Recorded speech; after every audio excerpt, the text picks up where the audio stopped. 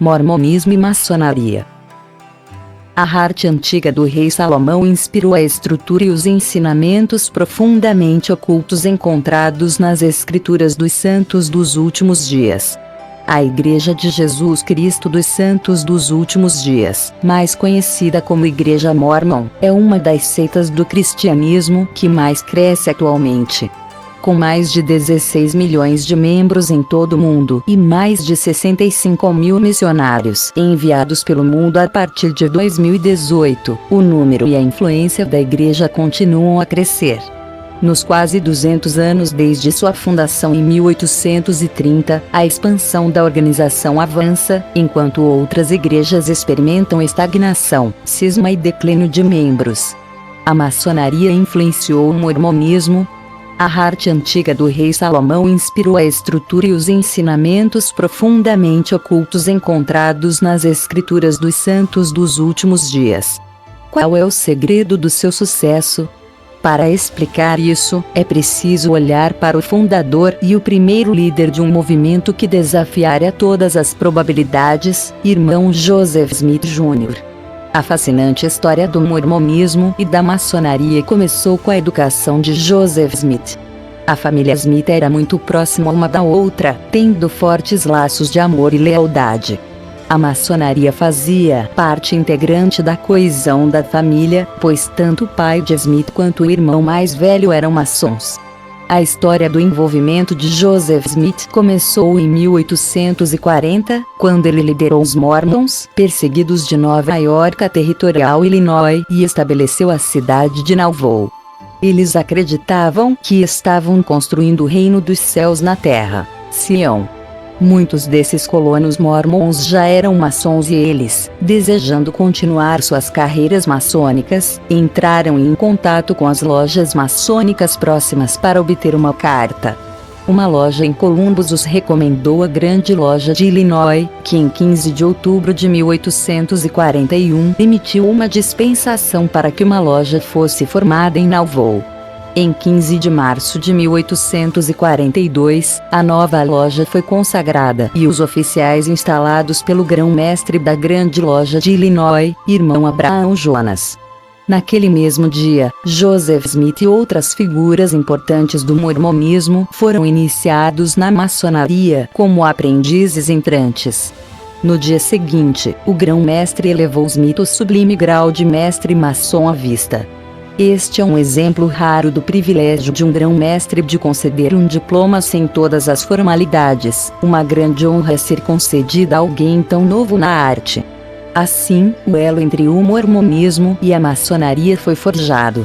6 semanas depois, em 4 de maio de 1842, Joseph Smith apresentou a cerimônia de investidura de Nauvoo, o equivalente mórmon da iniciação maçônica. Esse ritual sagrado e secreto, que sempre diferenciara o mormonismo do resto do cristianismo, apresentava semelhanças impressionantes com os rituais maçônicos que Smith havia recebido recentemente. Os apertos de mão, senhas, penalidades e a estrutura das cerimônias eram tão parecidos que é difícil argumentar que eles não foram influenciados pelo ritual maçônico que Smith havia experimentado 6 semanas antes. Das 50 pessoas que Smith daria antes de sua morte em 1844, muitas eram maçons, que sem dúvida teriam entendido o significado do ritual. Esse grupo especial de iniciados mormons foi chamado de Quórum Ungido e formou um círculo interno dentro da igreja. Benjamin F. Johnson, secretário pessoal de Joseph Smith, lembrou que ele me disse que a maçonaria, atualmente, eram as investiduras apóstatas, assim como a religião sectária era a religião apóstata. Hoje, muitos santos dos últimos dias acreditam que a cerimônia de investidura é semelhante à maçonaria porque ambos se originaram da mesma fonte, o templo do rei Salomão. Outros acreditam que a maçonaria é uma forma degenerada dos verdadeiros ritos dos antigos patriarcas bíblicos. A maioria dos historiadores acredita que a cerimônia de investidura estabelecida em Nauvoo foi inspirada nos rituais da maçonaria. Um escritor mórmon caracterizou a parte inicial das cerimônias do templo como o drama sagrado maçônico da queda do homem. Há um grande número de semelhanças entre a maçonaria e o mormonismo. Não apenas a cerimônia de investidura do templo faz uso de aventais ritualísticos, como os santos dos últimos dias recitam linhas quase textuais do ritual maçônico.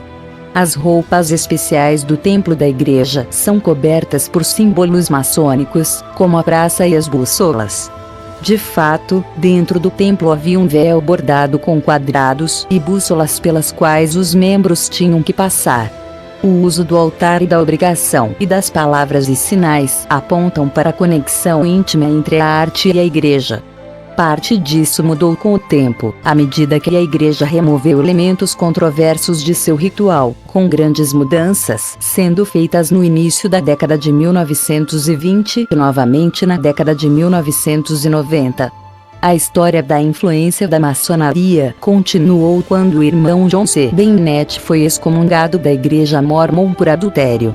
Ele havia sido secretário da loja de Nauvoo e levou várias páginas da ata com ele, expondo irregularidades nas operações da loja de Nauvoo e nas outras 5 lojas mormons da cidade.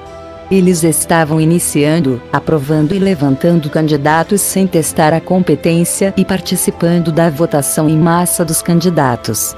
Quando essas informações chegaram ao conhecimento da Grande Loja de Illinois, em 11 de agosto de 1842, eles suspenderam a carta da Nauvoo Lodge. A loja ainda operava clandestinamente, e os Mormons de Nauvoo continuavam a formar novas lojas. Em 1844, a Grande Loja de Illinois formalmente ordenou que cessassem todas as atividades maçônicas. No entanto, eles continuaram a se reunir sem uma carta própria. Mas o relacionamento da maçonaria e do mormonismo não terminou aí. Alguns anos depois, quando Joseph Smith foi martirizado em Carthage, Illinois, a maçonaria foi novamente invocada. Em 7 de junho de 1844, depois que um panfleto anti-mormon foi publicado em Nauvoo, criticando Smith e as ideias religiosas que ele estava promovendo, Smith concordou em mandar a Legião de Nauvoo, uma força mormon paramilitar, destruir a imprensa. Isso desencadeou a reação anti-mormon que Joseph Smith esperava evitar, e a lei marcial foi declarada em Nauvoo. Temendo os mormons militarizados próximos, a sede do condado de Cartago convocou sua milícia, e o governador ameaçou convocar a milícia do estado se Smith e seu irmão Hiram se recusassem a se render. Os irmãos se renderam às autoridades e foram presos na prisão de Cartago. As acusações iniciais de incitar uma revolta cresceram para incluir traição e interromper a imprensa livre. Antes que qualquer julgamento pudesse ser realizado, uma multidão se reuniu do lado de fora da prisão, exigindo a vida de Smith.